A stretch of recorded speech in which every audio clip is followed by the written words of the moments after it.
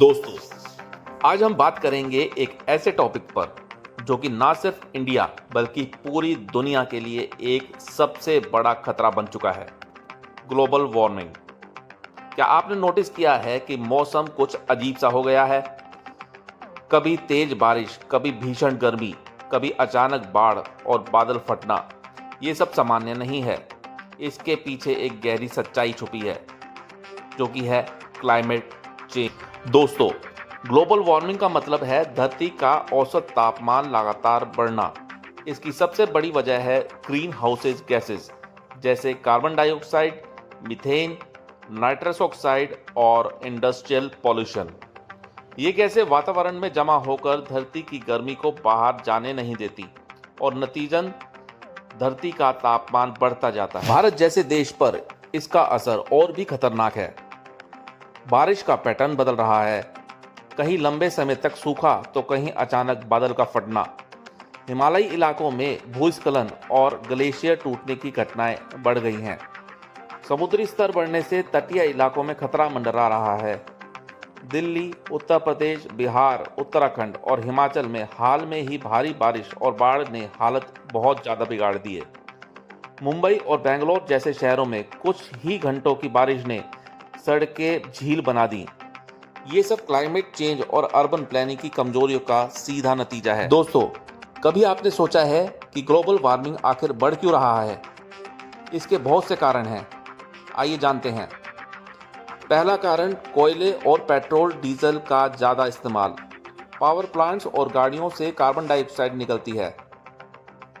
दूसरा कारण पेड़ों की कटाई, डिफॉरेस्टेशन।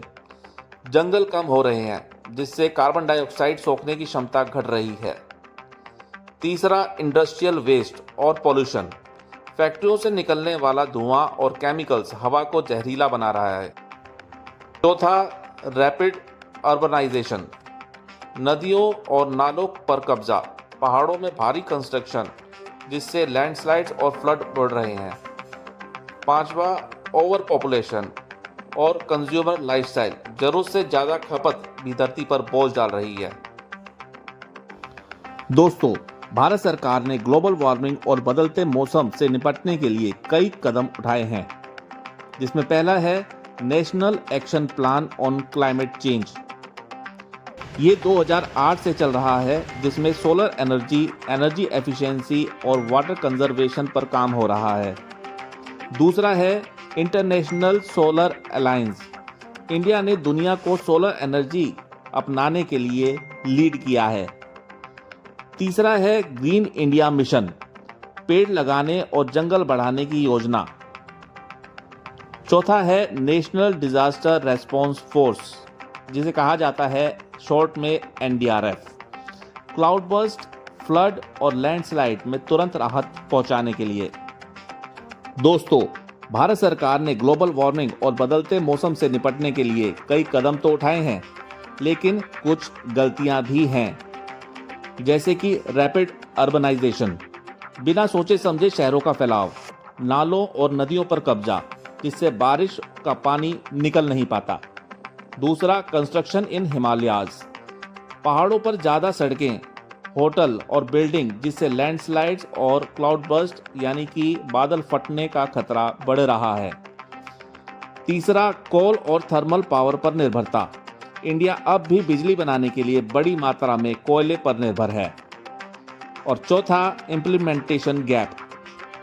योजनाएं बनती हैं लेकिन जमीनी स्तर पर उनका असर उतना नहीं।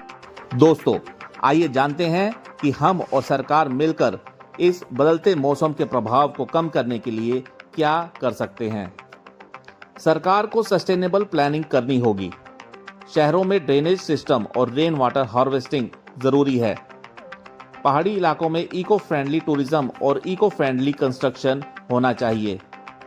हमें और सरकार दोनों को मिलकर रिन्यूएबल एनर्जी, जिसमें सोलर, विंड और हाइड्रो पर ज़्यादा फोकस करना होगा।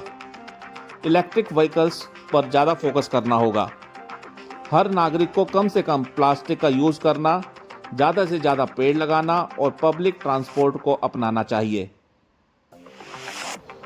दोस्तों, ग्लोबल वार्मिंग और क्लाइमेट चेंज अब भविष्य की समस्या नहीं है, ये आज की सच्चाई है। बारिश का पैटर्न बदल चुका है, बाढ़ और क्लाउड बर्स्ट आम हो चुके हैं। सरकार कदम उठा तो रही है, लेकिन अगर गलतियां दोहराई गईं तो हालात और ज़्यादा बिगड़ सकते हैं। इसलिए ज़रूरी है कि हम सब मिलकर इस जंग में हिस्सा लें। धरती हमारी है और इसे बचाना भी हमारी ही जिम्मेदारी है। आप क्या कहते हैं? इसी तरह की इंफॉर्मेटिव वीडियो देखने के लिए हमारे चैनल को लाइक और सब्सक्राइब जरूर करें, वीडियो को शेयर करें।